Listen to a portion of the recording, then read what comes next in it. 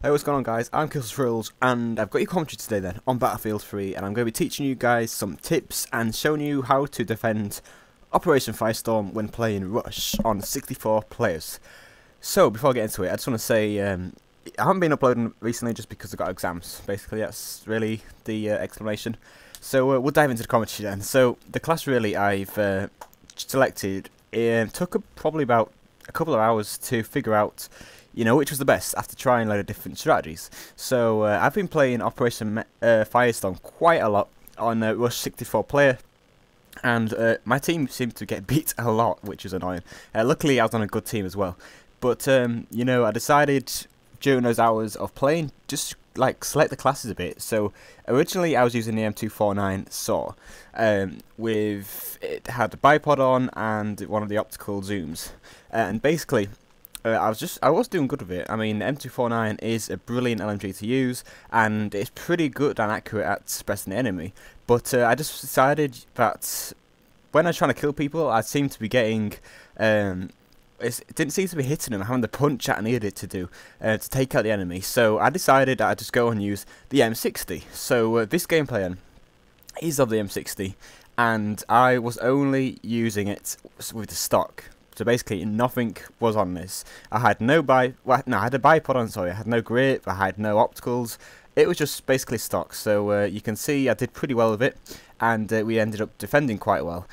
So the reason why I thought it was just such a good weapon is, you know, unlike the M249, this has a big kick to it. But if you got the bipod out, and it's pretty fast if you are like in a situation like I was just then, and the enemy is shooting you, and you need to get your accuracy down a bit, this is a really quick weapon to switch to the bipod, so you're not going to have really any trouble like trying to counter the enemy. And if you do switch to the bipod and you've dived to the ground, you're pretty much going to surprise the enemy anyway, and by the time they kind of notice that you've actually gone to the ground and you got your bipod out, they're pretty much history, because the bipod, as you know, is one of the most accurate things to use, and it is relatively powerful for the enemy, and it's really hard to take out someone. So another thing on this gameplay then I've got equipped is the mortars, and I made a commentary about it explaining how to use the mortars effectively on Operation Metro, and this is another really great map when you're defending to use it. So you know, notice pretty much at the spawn, at the starting point of the map, and you know, they're having really big troubles capping A and B, and I think they planted A maybe once in the whole game, and then it just ended because we kicked their ass. But mortars did come in effectively. I took out a couple of tanks.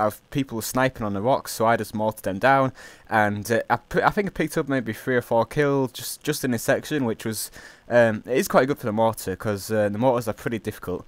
But you know, overall, using the mortars, I pretty much suppressed the enemy quite a lot, which helped our teammates out a lot. The tanks ended up being scared of coming into our spawn, so you know, I kept the tanks out pretty much because they instantly knew that they were going to get destroyed by my mortars. So I thought that was quite handy to have. And really, I want to touch on something which I mentioned in my mortar commentary. People put on the comments like, oh yeah, why don't you use the explosive proficiency, or the ammo proficiency, sorry, or perk, whatever you want to call it.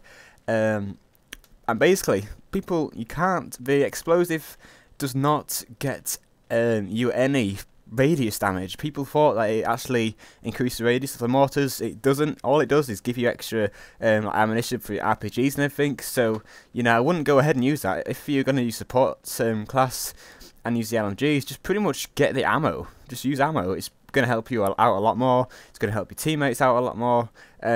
So yeah, that's really coming to the end of the commentary, guys. Hopefully you'll give these tips a try by using the M60 and the mortars. I've been Thrills, and I'll see you guys around. Bye.